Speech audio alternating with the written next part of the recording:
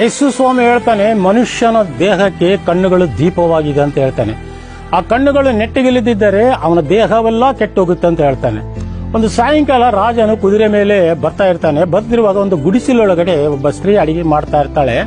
ಅವಳು ಅಂದ ಚಂದ ನೋಡಿ ರಾಜನು ಅವಳಿಗೆ ಮರಳಾಗಿ ಆ ಗುಡಿಸಲ ಹತ್ರ ಹೋಗಿ ಕುದುರೆಯಿಂದ ಇಳಿದು ಅವಳ ಹತ್ರ ಹೋಗಿ ಮಾತಾಡ್ತಾನೆ, ನೀನು ಈ ರಾತ್ರಿ ನನಗೆ ಬೇಕಂತ ಹೇಳಿದಾಗ ರಾಜನನ್ನು ನೋಡಿ ಏನು ಮಾತಾಡಬೇಕು ಅವಳಿಗೆ ಅರ್ಥ ಆಗಲ್ಲ. ಆಯ್ತು ರಾಜ ಬಂದು ಮೊದಲು ಊಟ ಮಾಡಿ ಅಂತ ಹೇಳಿದಾಗ ಒಳಗೆ ಬಂದು ರಾಜ ಕೂತ್ಕೊಳ್ತಾನೆ. ಅವಾಗ ಎಂಜಲ್ ತಟ್ಟೆಯಲ್ಲಿ ತಂದಿಟ್ಟು ಅದರಲ್ಲಿ ಅನ್ನ ಹಾಕ್ತಾಳೆ. ಹಾಕಿದಾಗ ರಾಜನು ಉಗ್ರನಾಗಿ ಎಂಜಲ್ ತಟ್ಟೆಯಲ್ಲಿ ತಂದಿಟ್ಟು ಅಂತೇಳಿ ತಟ್ಟೆ ಬಿಸಾಕ್ತಾನೆ. ಅವಾಗ ಅವಳು ಹೇಳ್ತಾಳೆ, ರಾಜ ಆ ಎಂಜಲ್ ತಟ್ಟೆ ಯಾರ್ದಲ್ಲ, ಅದು ನನ್ನ ಗಂಡಂದೇ. ಆ ಎಂಜಲ್ ತಟ್ಟೆಯಲ್ಲೇ ನೀ ತಿಂತಾ ಇಲ್ಲ.